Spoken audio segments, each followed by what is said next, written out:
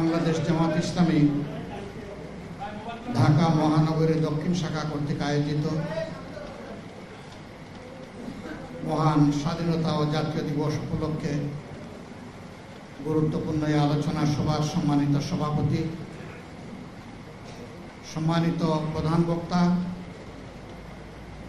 ৭১-এর রণাঙ্গনের বীর যোদ্ধা এবং অন্যতম সেনানায়ক, লিবারেল ডেমোক্রেটিক পার্টির সম্মানিত চেয়ারম্যান জনাব ডক্টর কর্নেল ওলি আহমদ বীর বিক্রম, বাংলাদেশ জামাত ইসলামীর সম্মানিত সেক্রেটারি জেনারেল সহ সিনিয়র নেতৃবৃন্দ, সম্মানিত সুধীমণ্ডলী, সহকর্মীবৃন্দ, সাংবাদিক বন্ধুগণ, আমি আমার বক্তব্যের সূচনায় এই মহান দিবসকে সামনে রেখে প্রিয় দেশবাসী এবং প্রবাসে অবস্থানরত সমস্ত বাংলাদেশি ভাই বোনদেরকে স্বাধীনতা ও জাতীয় দিবসের আন্তরিক শুভেচ্ছা জ্ঞাপন করছি। গভীর শ্রদ্ধা নিবেদন করছি ৭১-এর মহান মুক্তিযুদ্ধে বুক চিতিয়ে এই দেশবাসীর অধিকার আদায়ের জন্য যারা লড়াই করেছিলেন, যারা নিহত হয়েছিলেন, আল্লাহ তাদেরকে শহীদ হিসাবে কবুল করুন। যারা আহত ও পঙ্গুত্ব বরণ করেও হার মানেননি, আল্লাহ তাআলা দুনিয়া এবং আখিরাতে তাদেরকে উচ্চ মর্যাদা দান করুন। প্রিয় দেশবাসী, স্বাধীনতা একটা জাতির কত বড় সম্পদ, এটা স্বাধীন জাতি বুঝে না, পরাধীন জাতি এটা বুঝে। আমাদের পূর্বপুরুষেরা ১৯০ বছর যখন স্বাধীনতা হারিয়ে গোলামীর জিঞ্জিরে আবদ্ধ ছিলেন, তারা তখন অনুভব করেছিলেন স্বাধীনতা কি জিনিস। তাদের এই আন্তরিক আকুতি, তাদের সংগ্রামী প্রয়াস, তৎকালীন নেতৃবৃন্দের বিচক্ষণতা, দূরদর্শিতার ফলে আমরা একটা দেশ পেয়েছিলাম। আমাদেরকে আশ্বস্ত করা হয়েছিল লড়কেলেঙ্গে পাকিস্তানের নামে যে এই দেশে কোনো ধরনের বৈষম্য থাকবে না, ন্যায় বিচার কায়েম হবে এবং মানুষ একটি স্বাধীন দেশের নাগরিক হিসাবে সম্মানের সাথে বসবাস করবে। এ লক্ষ্য অর্জিত হয়নি, পদে পদে লঙ্ঘিত হয়েছে, যার কারণে ৭১-এর মুক্তিযুদ্ধ অনিবার্য হয়ে উঠেছিল।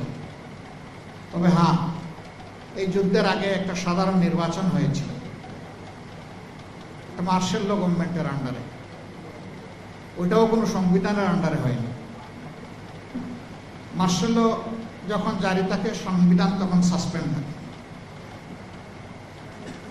সামরিক ফরমানের মাধ্যমেই হয়েছিল। কিন্তু জনরায়কে পাকিস্তানি শাসক গোষ্ঠী এবং সামরিক বাহিনী তারা সম্মান দেখাতে ব্যর্থ হয়েছিল। বরঞ্চ জনরায়কে অগ্রাহ্য করে বিপুল জনমানুষের আকাঙ্ক্ষাকে তারা গুলি আর বুলেট দিয়ে, ব্যানর দিয়ে তারা দমিয়ে রাখতে চেয়েছিল। নির্বিচারে মানুষ খুন করেছে, মানুষের ইজ্জত লুণ্ঠন করেছে, সম্পদ ধ্বংস করেছে, দেশকে পোড়ামাটির দেশে পরিণত করেছে। কিন্তু সকল নির্যাতন চালিয়েও মানুষের আকাঙ্ক্ষাতে তারা দমিয়ে রাখতে পারে। শেষ পর্যন্ত দেশ স্বাধীন হয়েছে। আরেকবার সেই লড়াকু সমস্ত যোদ্ধাদেরকে অন্তরের অন্তঃস্থল থেকে গভীর কৃতজ্ঞতা জ্ঞাপন করছে, যারা আমাদের জন্য একই মানচিত্রকে স্বাধীনতার মূলকে উপস্থাপন করেছেন, যারা আমাদেরকে একটি সম্মানজনক পতাকা হাতে তুলে দিয়েছে। এই পতাকা এবং মানচিত্রের হাত ধরে বাংলাদেশটা বদলে যাওয়া উচিত ছিল, কিন্তু না, ভূগোল পরিবর্তন হয়েছে, ভিতরের জিনিস পরিবর্তন হয়নি। এক এক করে ৫৪ বছর বিদায় নিয়েছে। আমরা আগামীকাল ৫৫তম বছর ইনশাল্লাহ পা দেব একটা জাতি হিসাবে। দ্বিতীয় বিশ্বযুদ্ধের পর জাপান কি অবস্থায় ছিল সবাই জানেন, কিন্তু মাত্র ৩ বছরের মাথায় তারা বিশ্বকে চমকে দিল। তারা বিশ্বের সর্ববৃহৎ ইলেকট্রোমেকানিক্যাল ইন্ডাস্ট্রি মিৎসুবিশি চালু করে বিশ্বকে জানাই দিল যে জাপান ঘুমিয়ে পড়ে নাই। সেই জাপান সেখান থেকে বের হয়ে আসতে পারল, বের হয়ে এসে এখন বিশ্বের একটি উন্নত মর্যাদাশীল জাতি হিসেবে নিচেরা দাঁড়াতে পারল। এই অঞ্চল দুইবার স্বাধীনতা অর্জন করার পরেও আমরা কেন পারলাম না? এই না পারার কারণ আমাদের সাধারণ জনগণ নয়, এই না পারার কারণ হচ্ছে নেতৃত্বের ব্যর্থতা, লোভ, অদূরদর্শিতা এবং সীমাহীন দুর্নীতি। দুর্নীতি শুধু টাকা পয়সা হাত লাগলে হয় না, হ্যাঁ এটাও দুর্নীতি। সবচেয়ে বড় দুর্নীতি হচ্ছে মানুষের অধিকার হরণ করা, অযোগ্য লোকদেরকে যোগ্য জায়গায় বসিয়ে দেওয়া, যোগ্যতা সম্পন্ন লোকদেরকে অপমান করে তাড়িয়ে দেওয়া, এটি হচ্ছে সবচেয়ে বড় দুর্নীতি। দুর্নীতির এই বিষ বাষ্প যতক্ষণ পর্যন্ত সমাজ থেকে বিদায় না নেবে, আমাদের সমাজ স্বাধীনতার কাঙ্ক্ষিত সুফল ভোগ করতে পারবে না। এরপরে তার মুখেই শুনলেন, আমি বলার পরে তো হইচই পড়ে গেছিল। আমি বলেছি যে তিনি বিদ্রোহ করেছেন, বেওকুফরা বুঝেছে তিনি স্বাধীনতা ঘোষণা করেছেন। এইটা নিয়ে কি যে হইচই। তিনি অবশ্য বলেছেন অনেক সময় এরা ইংলিশটা বুঝে না, উনি ঢাকা বিশ্ববিদ্যালয়ের ইংরেজি শিক্ষকদেরকে ব্যবহার করেছেন। এরপরে তিনি বলেছেন যে না, আমার কাছে এগুলা সংরক্ষিত আছে, পয়সাও লাগবে না, আমি দেখাই দিব, চলে আসো আমার বাড়ি। জানবে না, বুঝবে না, তার আগে চায়ের কাপে ঝড় তুলবে। কেন তুলে জানেন? মূল ইস্যুকে চাপা দেওয়ার জন্য। দেখেন না, সম্প্রতি একটা ঘটনা,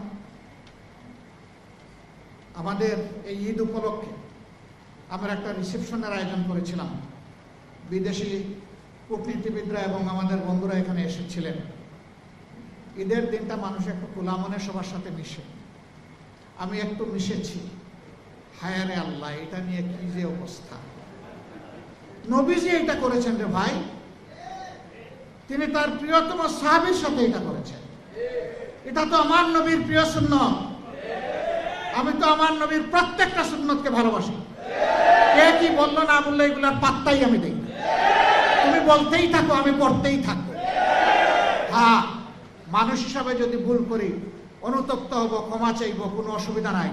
কিন্তু আমার শুদ্ধ কাজটাকে ভুল হিসাবে চালিয়ে দিবা আর মনে করবা নিজেই শুধু জ্ঞানী, আর সবাই চোখ বন্ধ করে অথবা উট পাখির মতো ঠোঁট বালিতে ঢুকে বসে আছে, এটা মনে করবা না।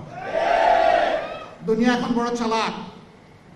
তুমি যে রাস্তা দিয়ে হাঁটো, ওই রাস্তা অবজার্ভ করার জন্য তোমার রাস্তায় শত সার্চ লাইট বসে আছে।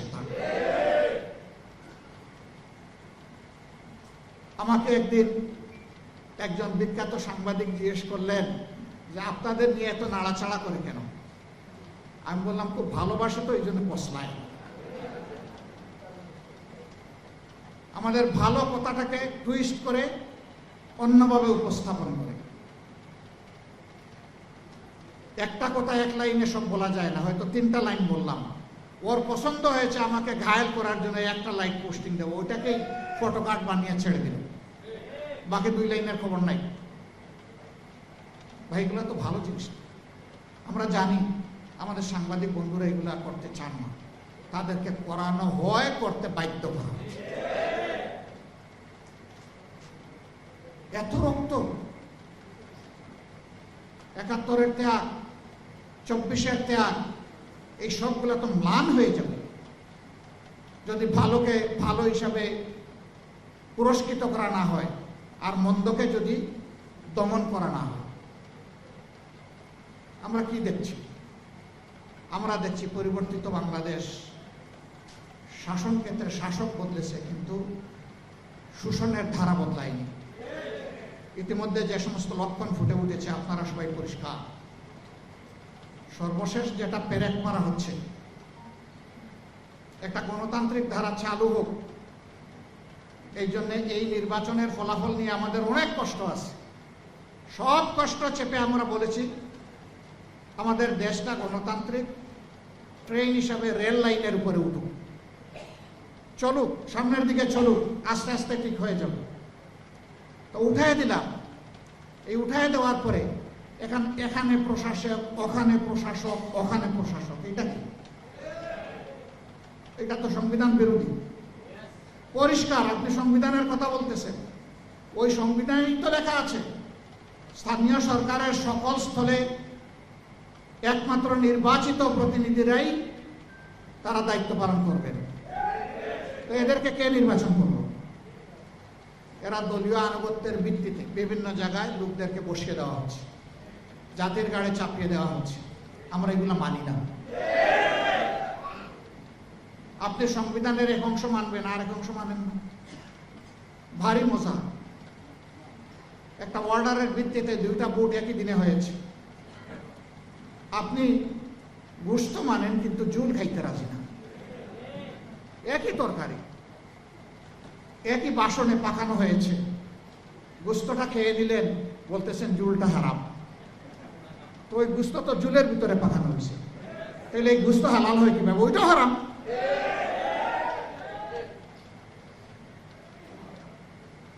জনগণকে এত বোকা মনে করার কারণ নেই। জনগণ সব বুঝে। হ্যাঁ, আপনারা মানবেন, তবে সহজে মানবেন না, আমরা বুঝতেছি। এরকম অতীতেও কিছু কিছু বিষয় সহজে মানেন নাই, কিন্তু পরে ঠিকই মেনেছেন। আমরা নিজের জন্য, কোনো দলের জন্য এই কাঠামোগত পরিবর্তন আমরা চাচ্ছি না, সংস্কার চাচ্ছি না। আমরা 98 কোটি মানুষের জন্য চাই।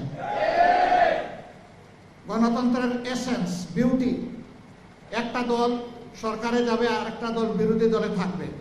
এই দুই দল মিলেই জাতিকে সামনে এগিয়ে নেবে। সরকার ভালো করলে সহযোগিতা করবে বিরোধী দল, যদি মন্দ কিছু করে তাহলে লাগাম ধরে টান দেবে। আমাদের নীতি তাই হবে ইনশাআল্লাহ। তাওয়ান ওয়ালাল বিররি ওয়াত তাকওয়া ওয়ালা তাওয়ান ওয়ালাল ইসমি ওয়াল উদওয়ান। এই নীতির বাইরে আমরা যাব না। জাতীয় স্বার্থে কাউকেই আমরা ছাড় দিয়ে কথা বলবো না।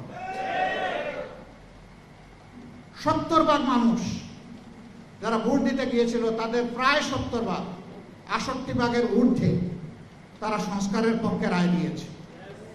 এখন একবার ওনারা বলেন যে আমরা অক্ষরে অক্ষরে মানব, আবার বলেন জনগণ না বুঝে রায় দিয়ে দিচ্ছে।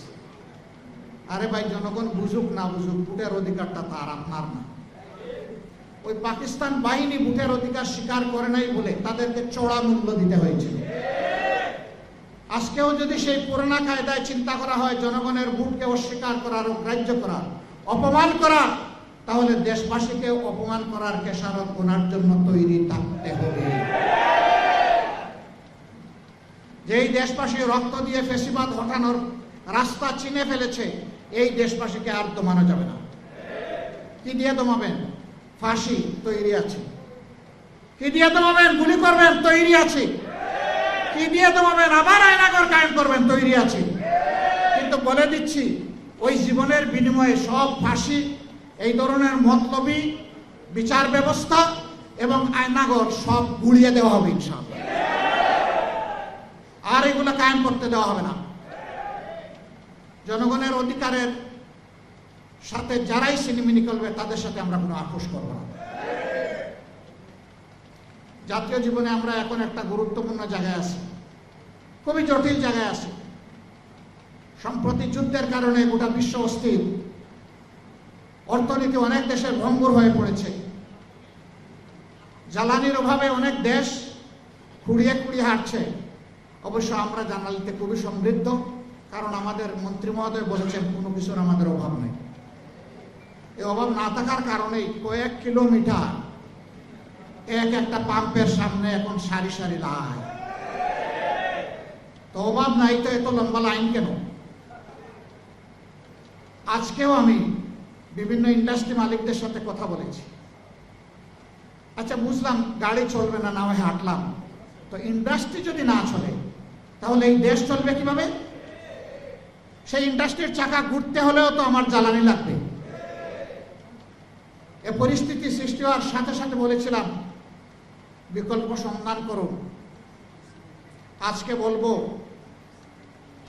সংকীর্ণতা থেকে বের হয়ে আসো। এটা সরকারের একার সমস্যা নয়, এটি 18 কোটি মানুষের সমস্যা।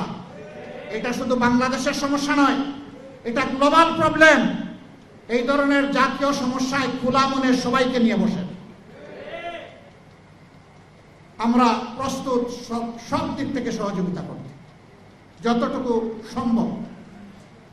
আজকেও কয়েকটা দেশের প্রতিনিধিদের সাথে কথা বলেছি যে তারা এই পরিস্থিতিতে আমাদেরকে কি সহযোগিতা করতে পারে। তারা বলেছে আমরা সাধ্যমতো বন্ধু দেশকে সহযোগিতা করার জন্য প্রস্তুত আছি। আমরা যদি এই সরকারের ব্যর্থতা চাইতাম, তাহলে আমরা রাস্তায় এখন নেমে আগুন জ্বালানো শুরু করতাম।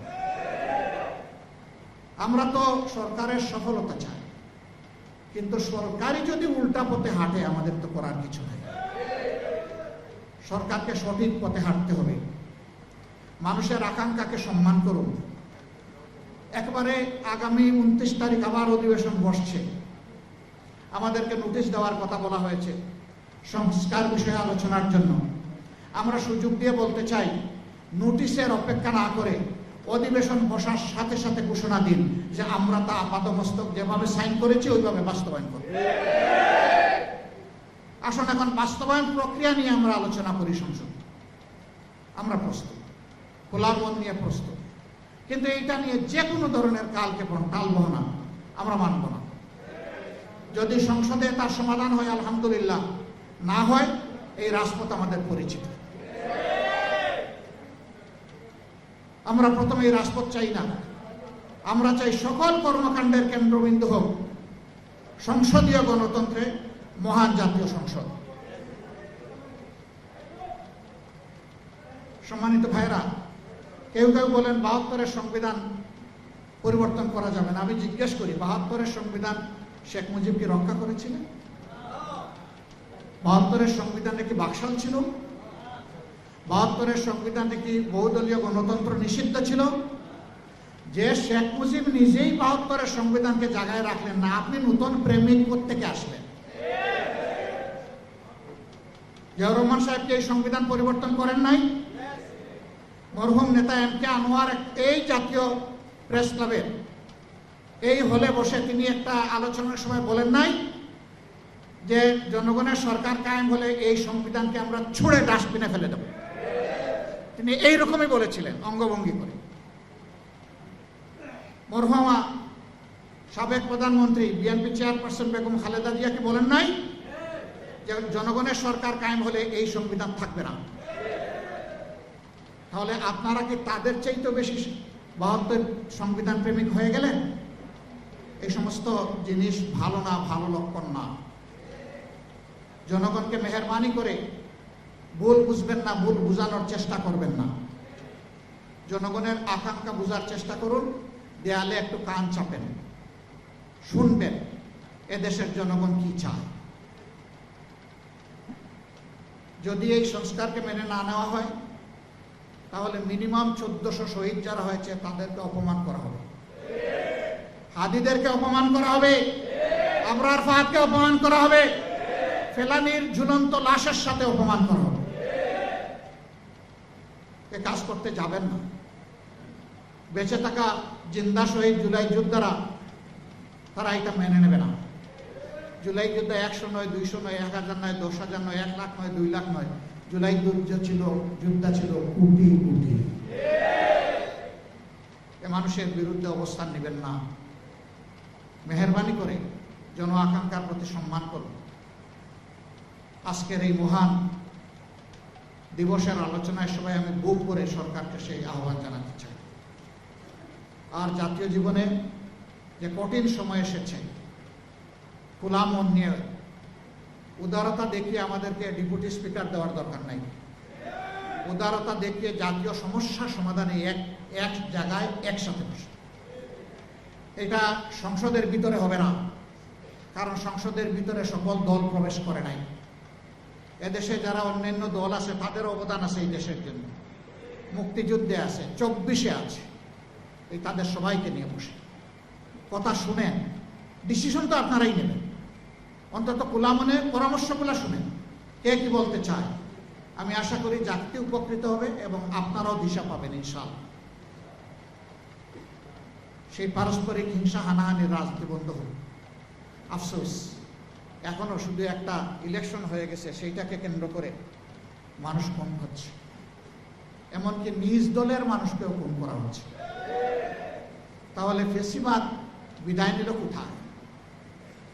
ফেসিবাদ এতদিন আত্মগোপন করে গর্তের মধ্যে ছিল, এখন আবার মাথা তুলতে শুরু করেছে।